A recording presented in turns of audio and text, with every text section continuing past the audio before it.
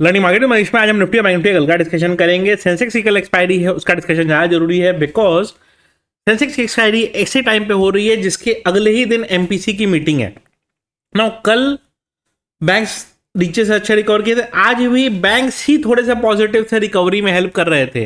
Where as ये नहीं चल रहा था कि आपका बाकी स्टॉक्स वैसा नहीं भाग रहे थे, तो बैंक्स ने रिकवरी में काफ़ी हेल्प की। तो बहुत सारी चीज़ें एक संग चल रही हैं, कोशिश करूंगा सब सारी चीज़ें एक संग डिस्कस करके समझाने की आपको। बहुत सारी चीज़ें दुनिया भर में भी चल रही हैं। कल क्रिप्टोज भी रात में बहुत बुरी तरीके से टूटे, बहुत सारी चीज़ें हुई हैं दुनिया में, सब चीज़ों का आपका जानना जरूरी है। मैं कोशिश करूंगा आपको धीरे धीरे सब चीज़ें बता दूं, कोशिश करिएगा पेशेंटली उसको सुनने का। बट जिनको सिर्फ रहता है कि सिर्फ लेवल जाने एंड ऑल दैट, तो आप थोड़ा सा वीडियो स्किप कर सकते हैं। बट मैं सजेस्ट करूंगा कि मार्केट का होलिस्टिक व्यू लेना सीखिए, क्योंकि एक दिन मार्केट ऊपर नीचे कर सकता है, बट ओवरऑल जो मार्केट का ट्रेंड होता है, डायरेक्शन होता है ना, वो यही सब चीज़ों का डिस्कशन कंटिन्यू होता है ना। हुआ क्या कि देखिए, अब धीरे धीरे लोगों को रियलाइज होने लगा है कि हम एज एन कंट्री कितने प्रॉब्लम में है, और अब धीरे धीरे हर न्यूज़ निकल के आते जा रही है। आपको पता भी नहीं चला और आरबीआई ने रफली 1 लाख करोड़ का सोना बेचा है। दुनिया भर के सेंट्रल बैंक जहां गोल्ड खरीद रहे हैं, इंडिया को अपना पैसा सस्टेन करने के लिए या अपने बैलेंसेस को सस्टेन करने के लिए सोना बेचना पड़ा। ऑल तो ठीक है, 12 बिलियन का सोना बेचा गया है, ऑलमोस्ट 1 लाख करोड़ के आसपास का होता है। हमारे पास है अभी ठीक ठाक सोना, बट ये जो न्यूज़ आया, ये न्यूज़ बहुत बड़ा डेंट है सिस्टम पे, क्योंकि इस तरीके से ऐसा न्यूज़ नहीं होना चाहिए। ये बहुत खराब चीज़ है। देश का सोना बेचा जा रहा है, और मैं आपको बताऊं, इंडिया का सोना यूके में रखा हुआ था for the safety concern and all, क्योंकि आए दिन मुंबई, पहले क्या क्या मुंबई में स्टोर किया जाता था, आरबीआई का हेडक्वार्टर वहीं है, तो मुंबई में आप लोग को याद होगा 90s में बहुत बम ब्लास्ट वगैरह होते थे, तो सेफ्टी मेजर के लिए इंडियन गवर्नमेंट ने उसको यूके में रख दिया था। और यूके में रखने से एक फायदा ये भी था कि वहां से आईएमएफ को, वर्ल्ड बैंक को प्लेज करके वहां से पैसे भी उठाए जा सकते थे, तो वो चीजें होती थी एक समय पे। फिर वो देश का सोना धीरे धीरे धीरे धीरे धीरे धीरे धीरे धीरे धीरे धीरे आज के डेट में जो हाल है उसके हिसाब से ये जो सिचुएशन पहुंचा अभी करेंटली, कि आज के डेट में देश को थोड़ा सा दिक्कत होने लगा, तो वापस से फिर क्या किया गया, ये सोना वहां से लेके आया गया था और उसको स्टोर किया गया था अहमदाबाद में, बेच दिया गया। मैं जो भी चीजें बताता हूं, 6 महीने 8 महीने बाद आपको रियलाइज होता है कि उस सब का क्या असर पड़ता है। बट यही बात है कि मैं न्यूज़ बताते रहता हूं, आप लोगों को लगता है क्या बकवास करते रहते, इसका मार्केट से क्या असर पड़ता है। लॉन्ग टर्म में ये सब बहुत नेगेटिव चीज़ है। लास्ट एसेट होता है सोना, जिसको लोग बेचते हैं। आपके घर में पैसे की जरूरत पड़ती है तो आप 10 रिश्तेदार से मांग लेंगे, पूरे गांव दुनिया से मांग लेंगे, लेकिन घर का सोना नहीं बेचेंगे आप। लास्ट स्टेप होता है सोना गिरवी रखना या सोना बेचना, वो किया गया है। Purpose no clarity. अभी कहा जाएगा कि ये रूमर्स है, सिर्फ हमें में रूमर्स ऐसे नहीं आते हैं। अगर 1 लाख करोड़ का सोना बिका है तो इंटरनेशनली किसी बायर ने खरीदा होगा, वो ट्रांजेक्शन डिटेल कहीं ना कहीं होगा, तभी ये रूमर बना है, ऐसे नहीं बना है। प्रॉब्लम यहीं पे कि अगर देश की समस्याओं के बारे में बात की जाए तो वो विलेन हो जाता है। जैसे खान सर पे कल 8-9 राउंड फायरिंग हो ही गई, तो जो देश के लिए कुछ अच्छा बोलेगा उसके ऊपर कुछ ना कुछ होगा। कोई पैसे से दबाया जाएगा, कोई ईडी सीबीआई से दबाया जाएगा, कोई पुलिस से दबाया जाएगा। जो ये सब से ना डरे उस पर गोली चलवा दी जाएगी, उस तरीके से डराया जाएगा। बट डराया हर किसी को जाएगा।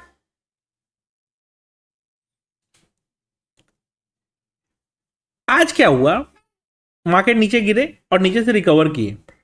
उसमें 2 न्यूज का बहुत बड़ा कंट्रीब्यूशन है। एक न्यूज ऐसी चल रही है कि आरबीआई हो सकता है इन्फ्लेशन को कंट्रोल करने के लिए रेट हाइक कर दे। उसी चक्कर में बैंक्स 2 दिन से भाग रहे हैं ना। सिचुएशन समझिए इकोनॉमी का, हमारे इतना खराब इकोनॉमिक कंडीशन में हम हैं, क्या इंडिया अफोर्ड भी कर सकता है इस तरह का कुछ, कि इस तरह कुछ किया जाए इस सिचुएशन में? रेट हाइक, जहां रेट कट कर देने की बात चल रही है, बात चल रही है कि भाई सीधा 2% काट दो तो इकोनॉमी रिवाइव हो जाए। उस सिचुएशन में बात हो रही है रेट हाइक की, कोई सेंस बनाता है ये बात?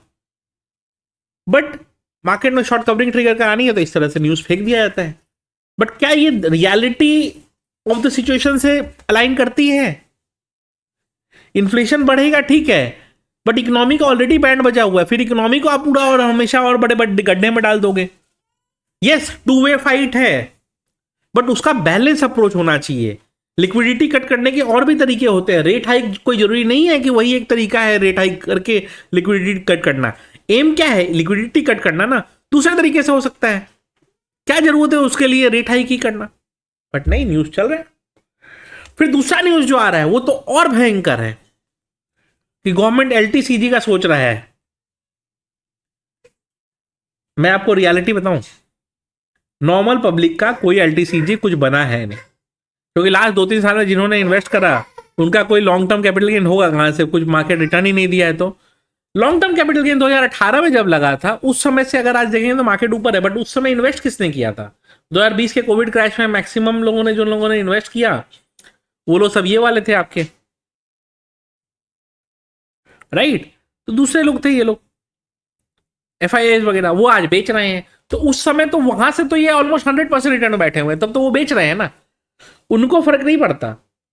और उनका 100% रिटर्न पे वो 20% कैपिटल गेन भी दे देते, उनको फर्क नहीं पड़ता।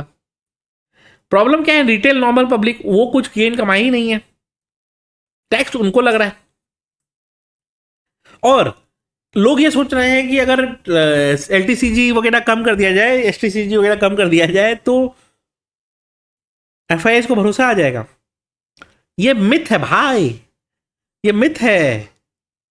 इमेजिन करके देखो, क्या FIIs आपको इतने बेवकूफ दिखते हैं कि वो देख रहे हैं कि भाई ये यहाँ पे सो के उठता है, कोई मिनिस्टर कुछ भी भाषण दे देता है, कोई भी मिनिस्टर कुछ भी बोल देता है, कोई बोल देता है रुपया नहीं गिर रहा है डॉलर बढ़ रहा है, कोई बोल देता है 1 रुपया को 2 रुपया कर दो तो डॉलर की वैल्यू 45 हो जाएगी।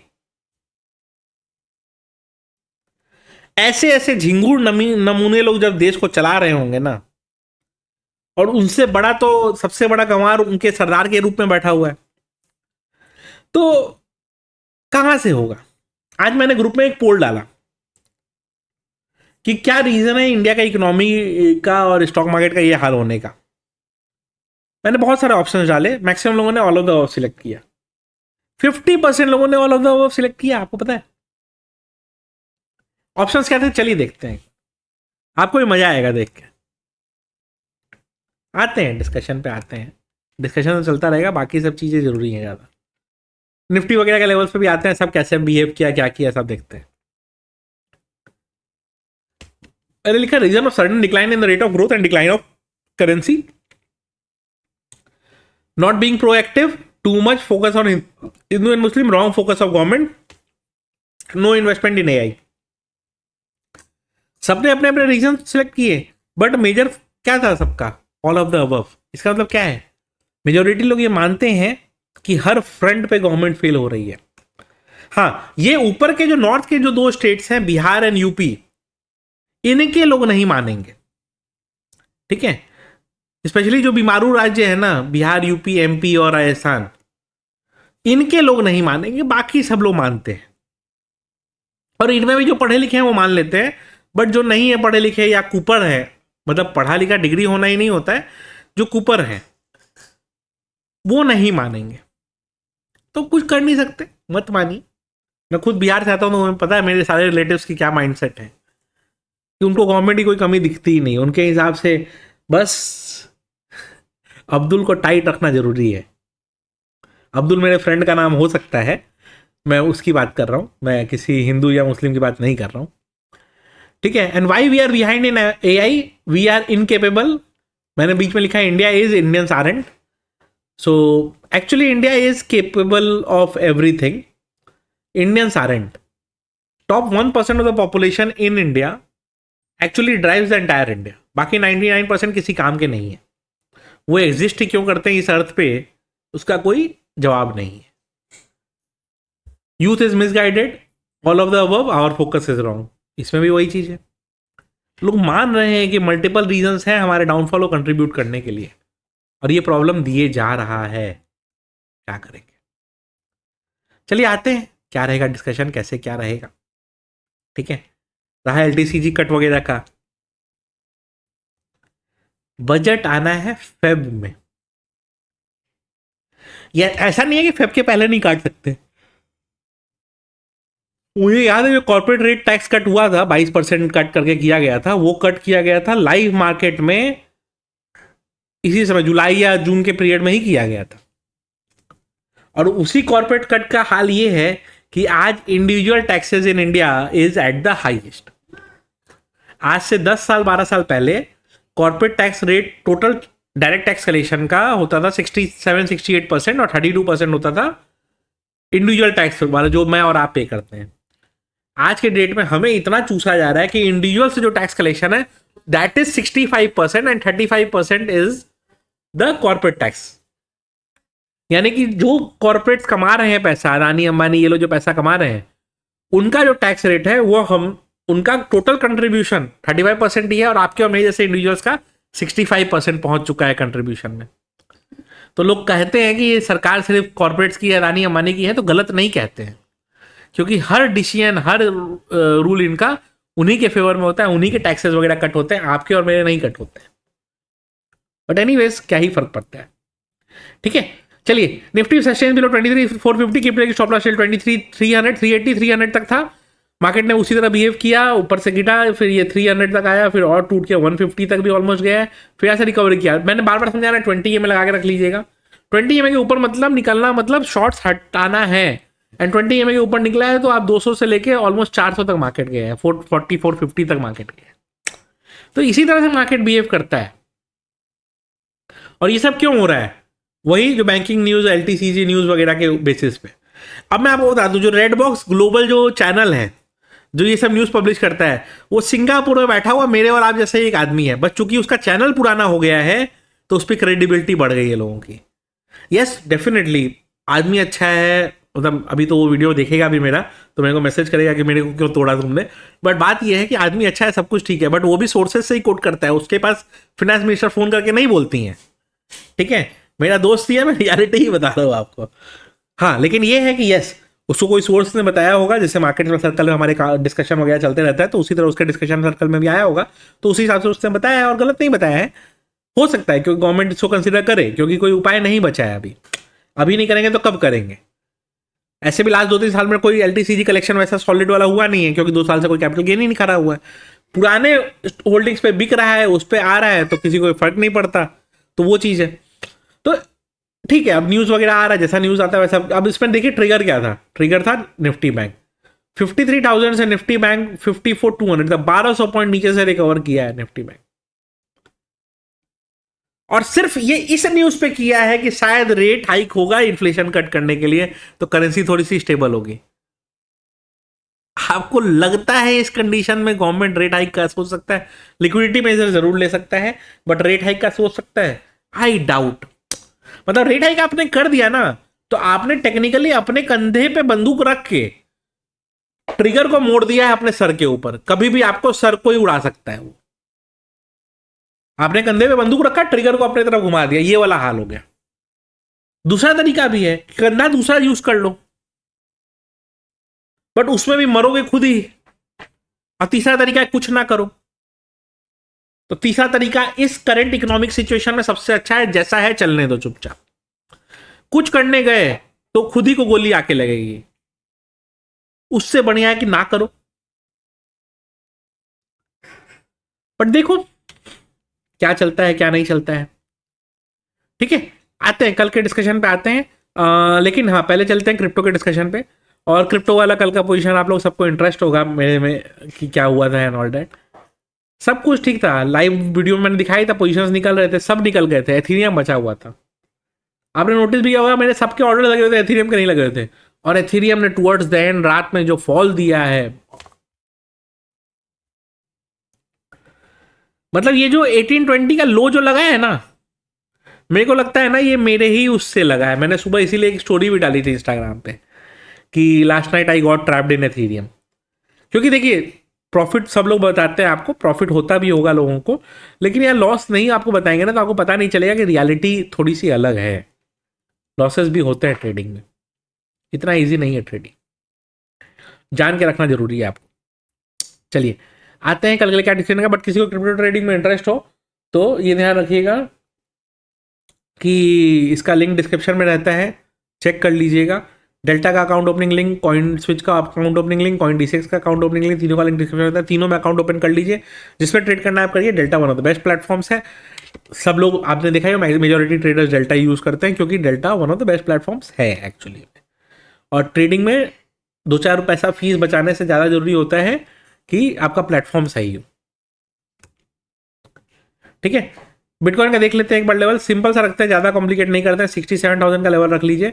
67,000 के ऊपर मार्केट निकलता है तो फर्स्ट लेवल आपको देता है मार्केट 67,800 तक का, एंड 67,800 एक हर्डल रहेगा, उसके ऊपर निकलेगा तो ही कोई बुलिश मूव आएगा, नहीं तो नहीं आएगा। तो छोटा स्विंग तो बन सकता है 700-800 पॉइंट का, जो कि 1% ही होता है ऑलमोस्ट, बट जब तक ये 67,000 के नीचे है कोई पॉजिटिव बायस तो मेरे हिसाब से नहीं है।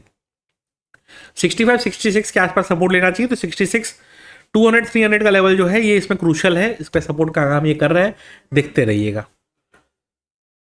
एथीरियम के लेवल देख लेते हैं। एथीरियम के लेवल्स क्या कहते हैं, एथीरियम में मार्क करके रखिए 1870 का लेवल। 1870 के ऊपर निकलेगा तो बुलिश हो जाएगा, नहीं तो कोई उसमें बुलिशनेस का गुंजाइश नहीं है।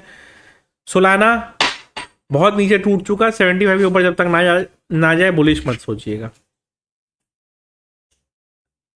XAUT सिंपल रखते हैं 4440 एंड नीचे में 4420, जिस साइड मार्केट मूव करे अच्छा मूव आपको देखने का मिल सकता है। CL USDT कर लेते हैं एक बार डिस्कस।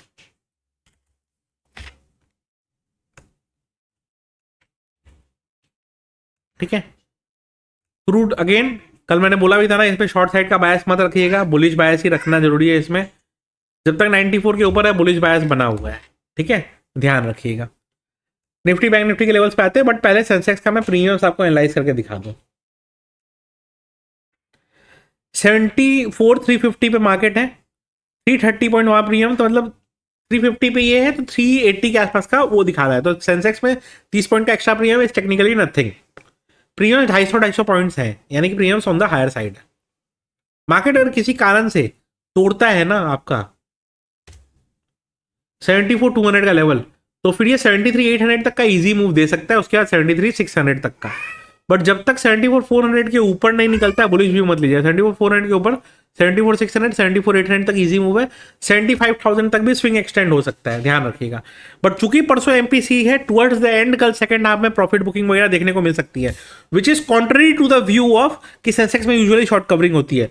तो इट विल कंप्लीटली डिपेंड कि मार्केट कल बिहेव कैसे करते हैं। अगर पूरा दिन नीचे की तरफ रहेगा, जैसे आज हुआ बहुत देर तक नीचे की तरफ रहा, तो towards the and short covering हो गया। सिमिलरली कल भी बिहेवियर हो सकता है कि अगर पूरा दिन मार्केट साइडवेज की तरफ रह गया, नीचे और साइडवेज रह गया, तो towards the and short covering होगी। लेकिन अगर मार्केट पूरे दिन ऊपर की तरफ का लेवल मेंटेन रखा तो टुवर्ड्स द एंड बहुत डीप प्रॉफिट बुकिंग देखने को मिल सकती है, बिकॉज MPC में कोई कैरी फॉरवर्ड स्ट्रॉन्ग बायस के संग नहीं लेके जाएगा। ठीक है, इसमें मार्क क्या करना है अपने को, 23,380 का लेवल। 23,380 के नीचे मार्केट तोड़ता है तो फर्स्ट लेवल आपको मिलता है 23,300 का लेवल, फिर 23,200 का लेवल। अब साइड में 23,440 मार्क किया हुआ है, वही लेवल है। 440 के ऊपर फर्स्ट मूव बनता है 23,500, फिर 550 तक का एक नेक्स्ट मूव बन के आता है, ध्यान रखिएगा, अकॉर्डिंगली प्ले करिएगा। बैंक निफ्टी में ध्यान रखिएगा, जब तक 54,000 नहीं टूटे शॉर्ट मत करिएगा। 54,000 टूटने के बाद एक शॉर्ट पोजीशन बनता है, अगर मिल गया अपॉर्चुनिटी तो देख लीजिएगा। वीडियो अच्छी लगी हो तो लाइक जरूर कर दीजिएगा। डेल्टा कॉइन D6 सबका लिंक डिस्क्रिप्शन में होगा, अकाउंट ओपनिंग कर लीजिएगा। वीडियो अच्छी लगी हो तो लाइक कर दीजिएगा।